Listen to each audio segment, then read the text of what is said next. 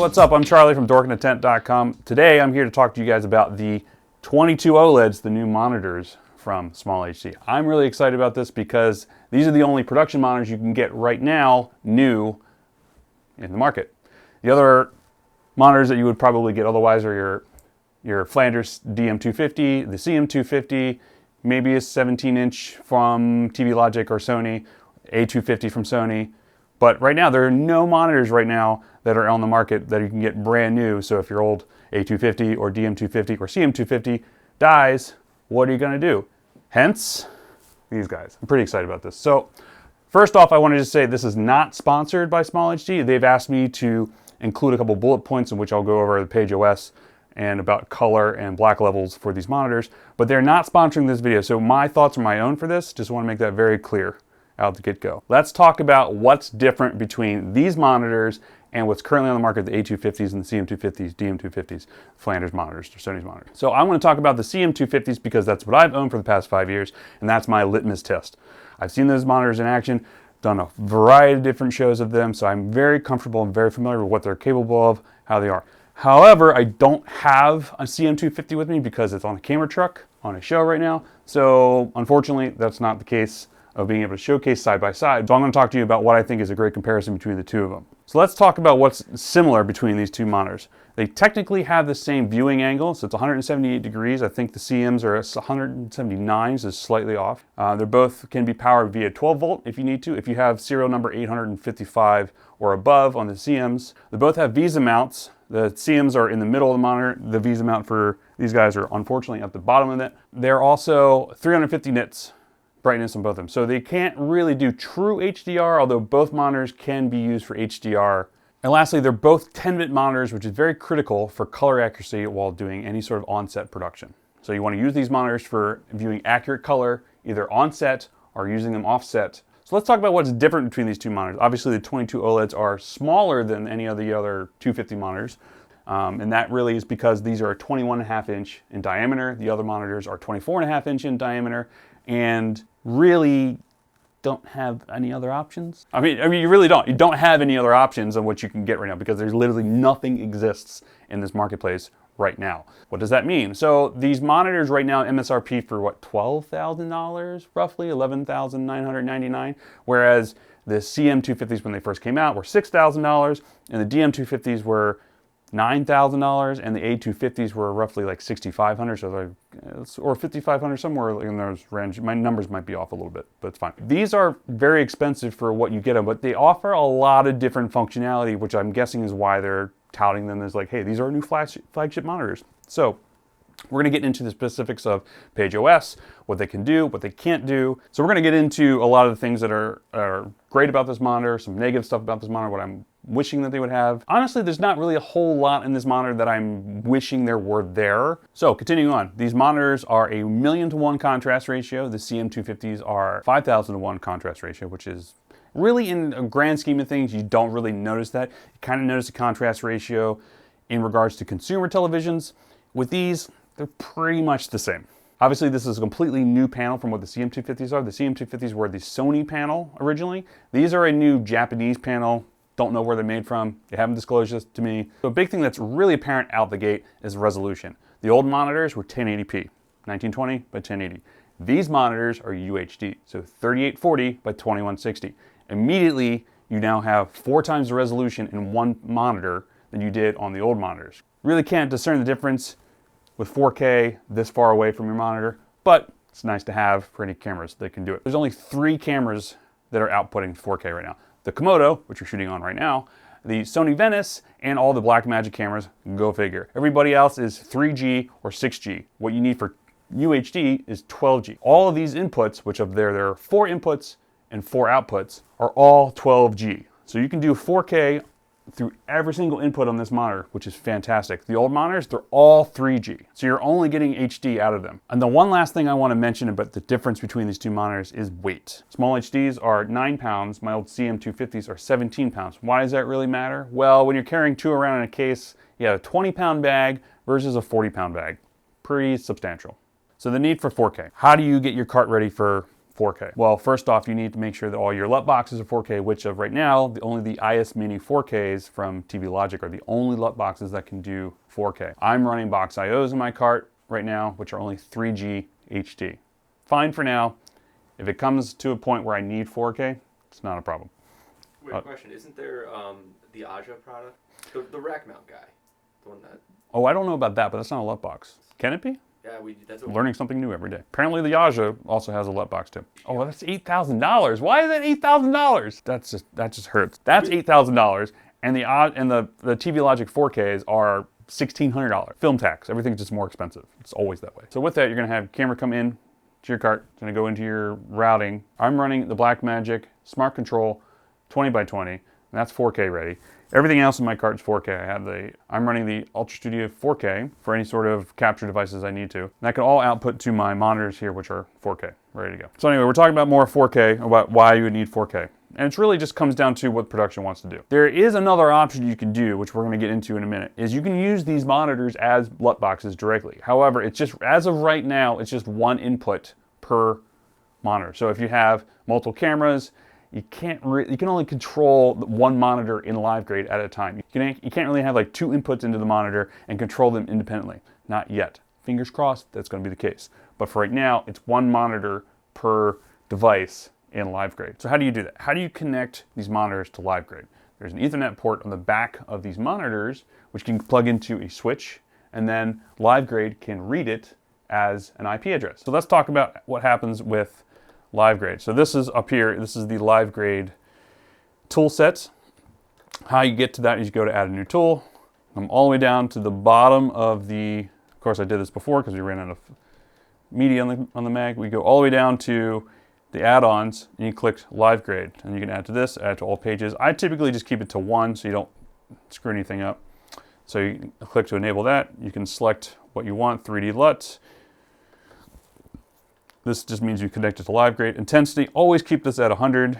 For some reason, I don't know why this is here. You can then change this to full or legal, depending on what you're looking at. I honestly would just have LiveGrade handle this in and of itself, but for now we'll keep it at legal. And so now with that, we come over to my laptop here and how we add this as a monitor. Okay, great, or as a LUT box. So we're gonna add this monitor into LiveGrade as a LUT box. So I'm gonna go over here to devices. I already have my box IOs lined up, so my first two inputs.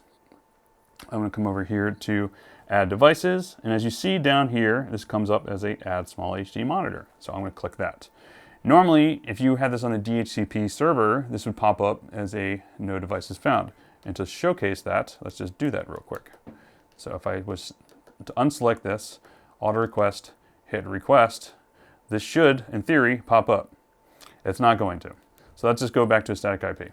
I think this is a bug right now, I'm not exactly sure, but static IP is always the way to go.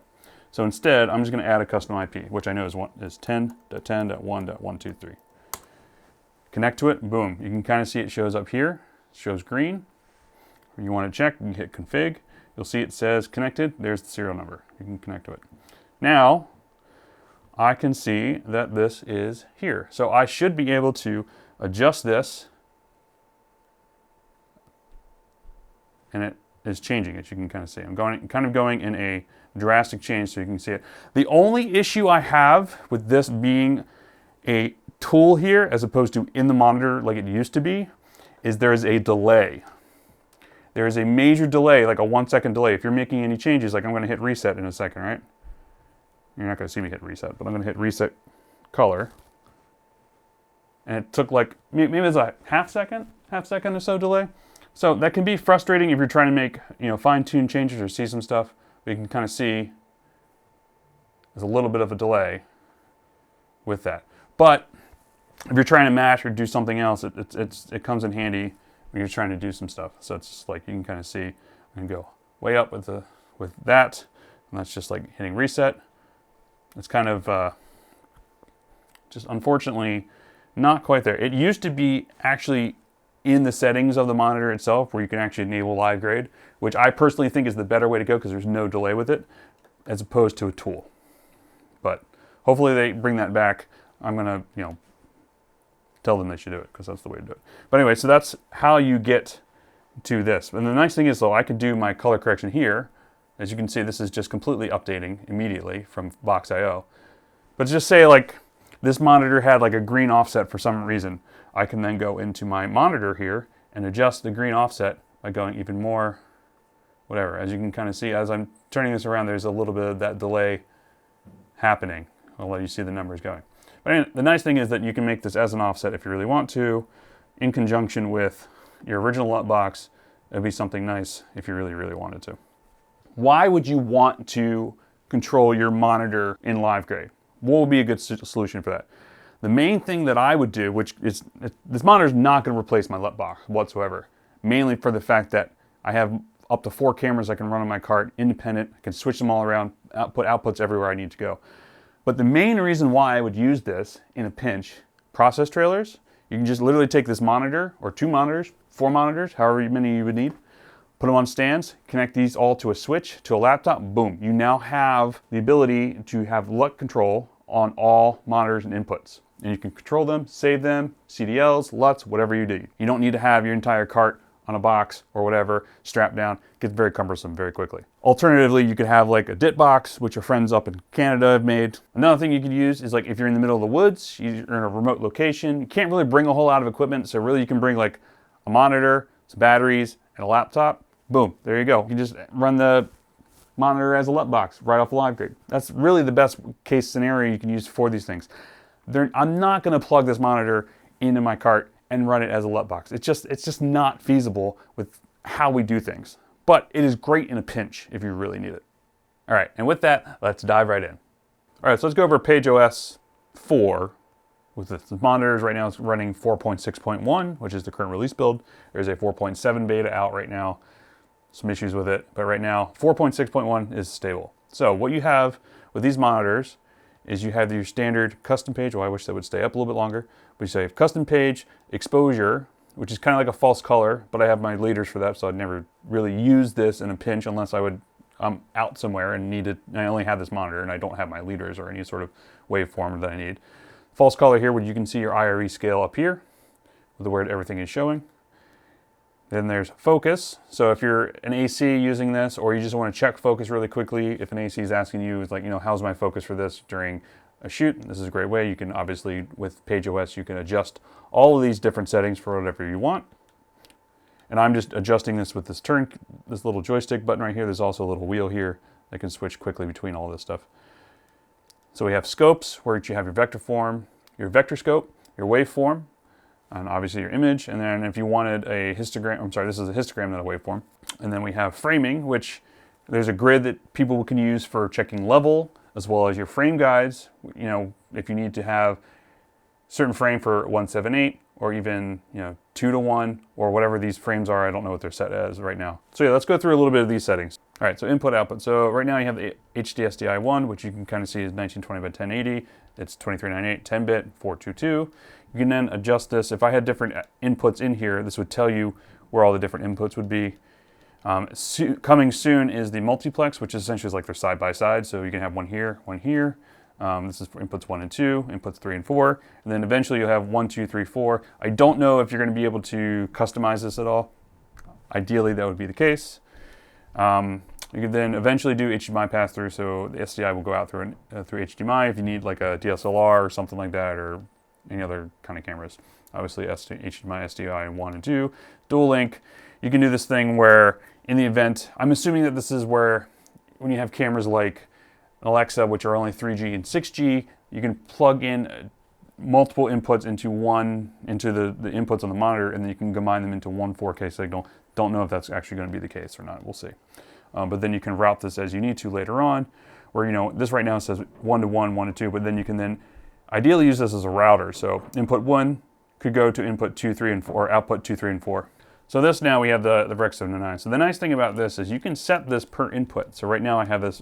Input 1 is Rec 709, input 2 is PQ HDR. So if I wanted to plug in the back of my monitor here to be my HDR input, then I can just switch between the two of them, and then from here I have PQ HDR, and I set these all elsewhere.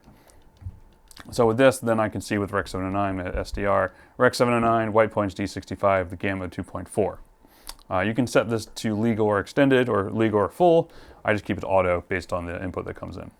If you needed to change this based off like Sony F55 or Sony Venice, you can do that later on if you really wanted to. But ideally, your LUT box will fix this.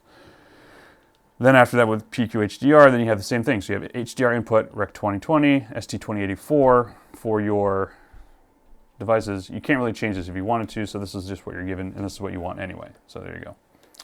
After that, we have backlight. I keep the studio brightness with my fine tune of 81. Max brightness is really bright, plus you lose all your calibration. Don't recommend it. I'm going to change it back because that's where it needs to go. Calibration, you can fine tune all these right now. But as of right now, this is just where things are for my calibration for this monitor. Right now, it's just brightness 5, contrast, whatever. These are version 4.7 actually has this as a baseline of 100, where you can give individual points. Right now, it's just set to some weird arbitrary, like 300, 400, whatever. Like you can then change this, blah blah blah, whatever. I'm really looking forward to 4.7 actually finishing up, so that way it can actually be a thing. So now you have like baseline's 400, so this is where my gain is, I should say. All right, so then we have, after that, the appearance and sharpness for those mad lads who like to keep their monitors at max brightness. Auto rotate, whatever, it doesn't matter. Sharpness, brightness, it's the same. Auto rotate, don't really change this at all. Interlace, not really a thing. Image capture is really,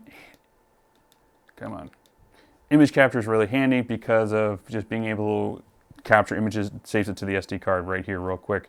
In the event that you're on location, you are only using this as a monitor, you're not taking screenshots for your LUT boxes or something like that. Through LiveGrade, you can just quickly change screenshots for this, and you can set these buttons up right here as that. Image gallery. Come on. This toggle switch is not the greatest, by the way. Image gallery, you can then see what's on the SD card, which is like all this stuff, which is a screenshot from Masterclass, and then we have something here for a DIT logo, which is my background. You can sort them however you want. Pixel zoom is fantastic. So this allows you to, when you hit up on the toggle switch, to zoom in at a certain amount. So this is set to, for me, when I do anamorphic jobs, this will allow me to zoom in past the UI so I can see just the image in full screen. I'll show you that in 1 second. So I can then just do up. Boom, there's 1.4. That's the first one. Second one, that second number, which is 4, gets you super in. So now you can check focus, do whatever if you need to, if it's mission critical. Status display, you can put this stuff wherever you want. Off, top, bottom, I just kind of keep it off because it gets annoying at times. Obviously, all the rest of this, this LED button brightness level is for these down here, typically the power button or any of these buttons here. I keep it at 3. Backdrop. Stupid button, man. The backdrop is you enable essentially when there's no SDI input. This is what you get to see. So I have it enabled for something for my company, Dork and Intent. So if I was to pull this off right now, which it doesn't want to do, there we go. So if I was to pull this signal, you would see it would pop up with great feature. Couldn't have planned that any better. Yeah. Oh, I forgot to hit custom, that's why. So anyway, with this, I can choose a custom file SD card, and this is my logo that I have here. I'm going to select it. Boom, that's done. So in the event that I pull the SDI, there's no signal. You kind of have a custom cable. You have a custom backdrop to whatever it is. Nice little touch. Other monitors already have this right now, but this is just a continued feature from PageOS 4. Obviously, the nice thing about auto recover for power is if your monitor powers off for whatever reason, your cart loses power, or you plug it in. I always keep this on so that way my monitors are always powered up whenever I plug the power in. It's good to go. Typically, I'll keep my monitors plugged in before I power up, but then it means I can plug my custom 12-volt cable in the back here, turn my cart on, and this monitor will power up, no problem. You can change the naming if you want. I have serial numbers here. I have serial number 2 of these monitors. You can save your profile, save calibration, however you want. Now, the IP addresses, this is how you connect to LiveGrade in your cart. So I currently on the back of my monitor have this plugged into an Ethernet port, not the GPI port, Ethernet only. This is running into the back of my switch with an IP address of 10.10.1.123. And I do this by adding a static IP. You could auto request an IP or set the, however the monitor powers up. Don't recommend that just because you want to know which monitor is which, and it's easier to keep track of if it's set to a static IP address. I'll show you how to add this as a LiveGrade device in just a moment. This shows you that this monitor is currently on 4.6.1, and I have the 4.7 alpha. I don't know. I guess that's just wrong. And then we have, obviously you can have factory reset. You can wipe the registration as well as calibration if you don't want someone to have your secret monitor calibration code, whatever.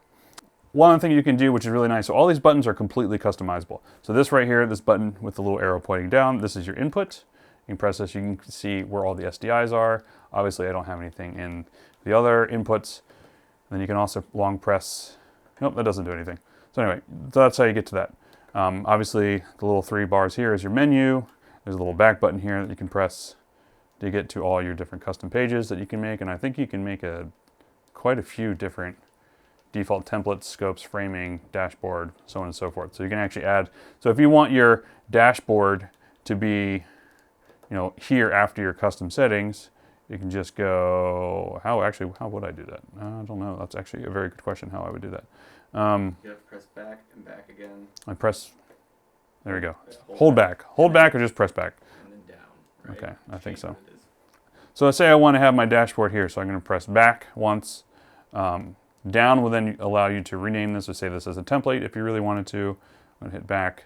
And then I'm going to come over here to create a dashboard page, which dashboard page just gives you kind of like the quick overview of everything. I wonder if you can I don't know if you can actually reposition it or not. But the nice thing is you can actually see quickly where everything is. If you want to go through different HDI, different inputs, season no video, it would tell you where all this stuff is.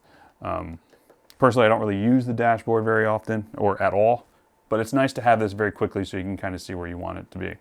And then the nice thing is that all these buttons are different or have different meanings. Before, you could not add a different input to these buttons. Now you can. So I have this set as input 1, this is input 2, multi, whenever that happens, capture, so this will then take a screenshot for me or whatever, boom, captures it. I think 5 is waveform for whatever thing that I'm on. 6 is my exposure, false color. 7 is peaking. Actually, I'm going to set this back to SDI1. So I have this peaking turned on. I don't know if it will actually turn on. Exposure assist. So it looks like exposure assist is not really working, but waveform's working. Oh, peaking's definitely working. Okay, so that's turned off. Exposure assist, it just takes a second, it looks like, for it to pop up. So it's not going to be instant.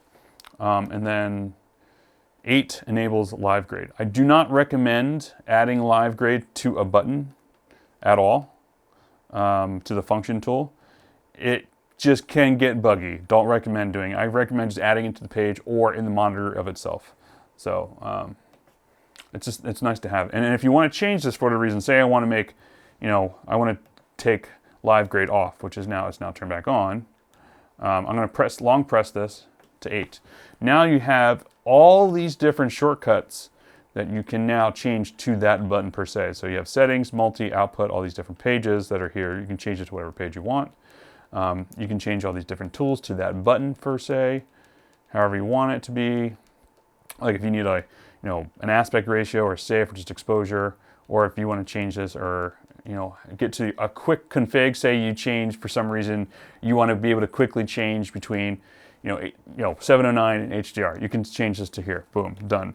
So now I can go to this, and this will cycle between my 2 color pipelines that I've set up. So if you want to quickly change between these things, it's a great way to just be able to do that. And then adjusting contrast, however you want to do it. Or you can change it empty, have it not do anything. That could be a great way to do it. So boom, doesn't do anything. Well, until it actually brings up the menu, but you get the idea.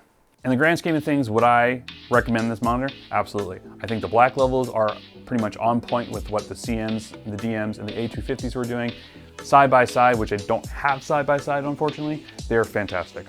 Color accuracy, on point as well. Top notch. Would absolutely use these monitors in the field. I am using these monitors in the field currently on commercials, TV shows, and other projects.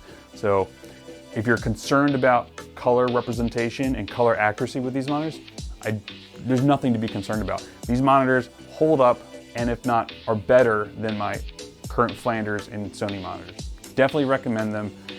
And I don't know, I really think that just SmallHD has knocked it out of the park with these monitors. Like, they're a new panel, they have a great PageOS system that if you really want to dive deep into them and use all the customization for it, you can. I personally don't really use it outside of the exposure assist and maybe peaking. But the great thing is, like, if you like to tweak and do stuff, you absolutely can. I really think that they have a fantastic product here, and I'm really looking forward to see what they do with this, because it can only go up from here. Really, like, they're only going to take this and make better monitors out of this, out of everyone's feedback. They're going to be able to expand upon the PageOS based off of what we want to see as DITs and camera assistants using these monitors going forward. So really, if you're on the fence about it, see if you can go see one in person. If you can, go take your monitor and put it up against theirs and just see what happens. Granted, it's not going to be calibrated exactly to spec, but at the same time, you can kind of get a feel for how it's going to look out. So let me know in the comments below what you guys think. If you want to see other stuff with this, any other features, any other going over anything else, I'm happy to do so. Thanks for tuning in and being a part of the channel. First video. Cheers.